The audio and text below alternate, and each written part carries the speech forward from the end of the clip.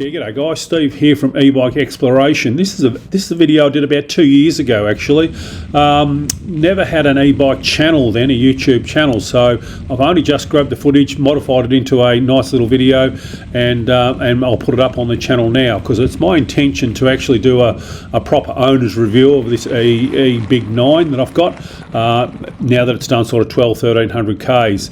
But at this stage when I did this video I'd only done about 120 Ks, so it's my initial thoughts, but it's also about how I decided to get the eBIG 9 and what my thoughts on e-bikes were and where I was coming from. So yeah, the channel's going to be about not only the places you can explore on e-bikes, but also exploring e-bike options. So my intention now is to go to a dual suspension and start doing some downhill trails as well, but also to just looking to get into some trail riding on the Starkwagens or the Churons or something like that. E-bikes to me just seemed like a whole bunch of fun, so lots of exploring of different options there as we go forward. I'll certainly keep the big 9, but yeah, certainly expect to see a dual suspension in my quiver in the not too distant future. But anyway guys, have a listen and see what you think. Not a bad view, is it? Just out on the Kilcunda-Wonthaggi rail trail. Hopefully you're not getting too much wind noise. I have got the furry cat on, looking out the Southern Ocean there. But yeah, just as I say, Wonthaggi Kilcunda, sitting up the Kilcunda end. I've done the ride through to here and just having a little rest, cold drink, and I'm going to head back to Wonthaggi. Just a good little afternoon ride, 12 Ks to here, it'll be 12 Ks back, so 24 Ks, that's enough. Recently only bought this bike, so this is a little bit of a review, just a quick what I call a short practical review. I haven't owned the bike for long, so I can't offer you a long-term ownership review. But when I purchased this bike, I just couldn't find any information on YouTube. That's where I go. As soon as I want to research a motorbike, a four-wheel drive, or a push bike, a bicycle, I go to YouTube and start looking around and see other people's experiences with these bikes. I have no personal experience with e-bikes at all, so I was really starting from scratch. Couldn't find anything, so I thought, right, I'm going to do one myself. I tend to do that. I like doing reviews on motorbikes and cars and four-wheel drives and all that sort of stuff. So yeah, I thought, well, I'm going to do one as soon as I get one of these. A bit of background, I'm nearly 60 years old, so starting to get a bit tired, had both my hips replaced, need to get moving again, get a bit fit and active, can't run anymore, I've worn both my hips out, so cycling or swimming it is. I chose cycling, so first thing I did, I went and bought a second-hand road bike. Found that a bit boring and a little bit, tedious and not relaxing because you're bent over in that race position all the time. So last year I bought a standard tail-on hardtail and a 29er extra large frame, and was riding that around through the summer last year. That was quite good. However, where I live is quite hilly, and like this, even bigger hills than these sort of thing. It's sort of like, I found that I couldn't ride from home necessarily, that I had to chuck it on the bike rack on the back, take the bike somewhere where I could get around. Otherwise I had to do a walk of shame all the time trying to get up some of the hills where I live. That was a bit of a pain in the backside, so I decided to pull the pin and get an e-bike. As I say, jumped on YouTube, started researching, worked out what I needed, happy to have a hardtail. Like the idea of doing a bit of bike packing. I do adventure bike riding and I do, four-wheel drive camping and whatnot. So I thought, oh, you never know, I might end up doing a bit of camping off this, bike packing. So I wanted a bike that I could bolt stuff onto. Certainly this fits the bill. But yeah, so I sort of thought a hardtail was going to be better. Certainly won't be doing any downhill or anything like that. So the hardtail was fine. As hardtails go, this is sort of the entry level, as e-bikes go, this is sort of the entry level. It's similar to, Track make 'em and Giant make 'em. I think Giant call theirs the, I can't even think now what it's called. I'll put it up on the screen.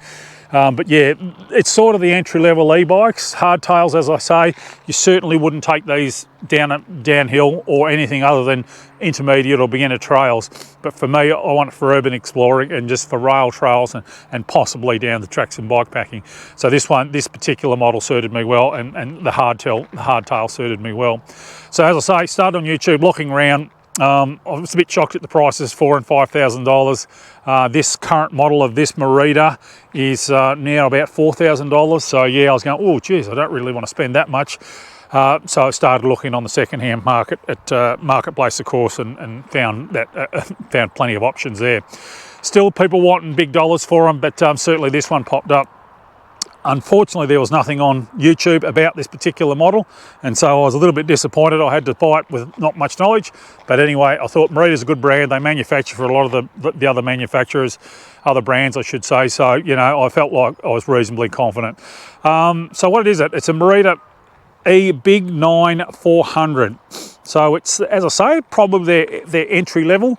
It's got a Shimano EP6 or EP5 engine in it, the Suntour forks, just a 1x10 cassette setup, and just hydraulic disc brakes. It was important to me to have hydraulic disc brakes because of the hills where I live. I don't want brakes washing out or failing on me, so it was pretty critical.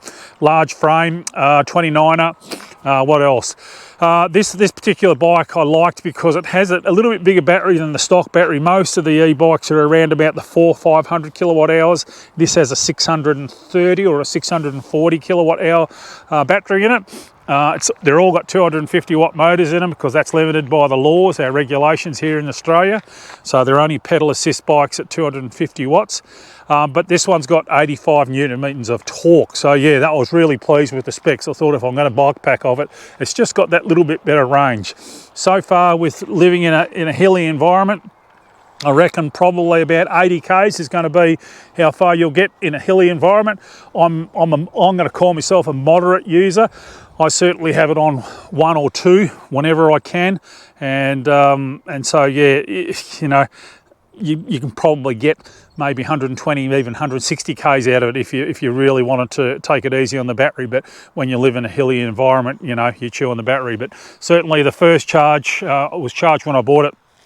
The first charge I got 80 k's out of it quite comfortably. The black battery was flashing. So that's pretty good. What else do you need to know? 23 kilos. I've checked the weight. Their claimed weight is 23 kilos. They're spot on. This bike does come with a stand and a headlight and a tail light. So yeah, 23 kilos. They're spot on with their weight. Interestingly, I weighed the battery separately. That's 3.6 kilos. So you could actually take the battery out if you just wanted to ride it as a standard mountain bike, and that would save you 3.6 kilos. I think it was 3.6. And, you know, obviously that gets it down around the sort of 19 kilograms. Then, you know, you're sort of going, oh, that's probably not too bad.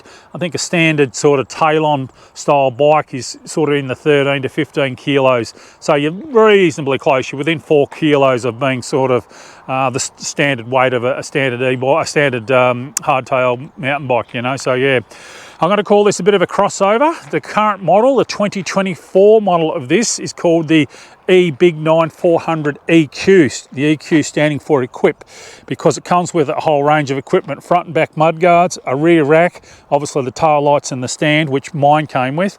But yeah, the mudguards and the rear rack, and that's, again, this is one of the reasons I bought this particular model, because I do like the idea of being able to buy a rear rack for it, hang a couple of panniers on there, a tent and a sleeping bag and a frying pan, and I'm pretty happy to go camping. So yeah, so that appealed to me, and obviously the hardtail's very good.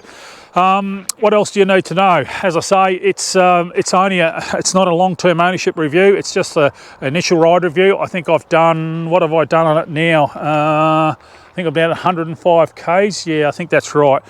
Very pleased. Now, if you're new to e-bikes like I am, this is a fairly basic one. It's only got 3 assistance levels, which probably is a little bit disappointing because they're quite different. But just to give you an idea, on the first level, it's probably doing 20% of the work. On the second level, it's probably doing 40% of the work. On the third level, it's probably doing about 80% of the work. Now, it's not a free ride. You can't just sit there and coast along. It's not one of those throttle bikes that have 1,000 watt motors and 1,200 milliamp kilowatt hour batteries and a throttle on them. You cannot coast, you have to pedal. And on a steep hill, you have to have a fair bit of input. Even on the top level, you still have to input, and you still get to the top of the hill and you're still quite puffed. So for me, perfect. I wanted the workout without the having to have legs like Cadell Evans or something like that. So I can leave from home, I can ride up that hill. I get up some of the top of the big hills and I'm cooked, I'm telling you. My legs are hurting, my lungs are hurting. But I can get up. That's the thing. I don't have to do the walk of shame. So that's the critical thing here. This is what e-bike's about to me. You know, if you said, oh, I can't ride from home, I can't be bothered, I'm not chucking the bike rack on and going to where I can ride or to the ride park or something. Whereas, you know, if you've got the bike and you can ride from home, you go, yeah, I'll just jump on and go for a quick squirt, I think, you know. I do it, I've done it already a fair bit, you know.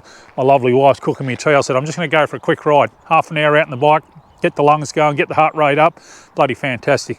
And of course you've got the option on how hard you want to work by the power input. So yeah, so far I think the Merida's pretty good, changes well, it's all pretty solid, build quality is good. I think it's going to be good for me. I will do another review in a year or two's time when I've done, you know, 1,000 Ks on the thing or something like that, a long-term review. But at this stage I'm pretty impressed, and for me, just perfect. I'm still getting my workout. But yeah, I'm not getting home cooked, and I'm not having to do the walk of shame on the big hill. So yeah. Anyway, guys, I think I'm going to keep moving. It's a beautiful afternoon. I better head home. I'll 12 k's back to Wonthaggi, and then I'll jump in the car and drive home. So yeah, very much enjoy those rides, and as you would have seen in the video, very spectacular views going along the beach there at Kilcunda itself. So yeah. Anyway, guys, thanks for watching, and we'll hope to see you out in the trail soon.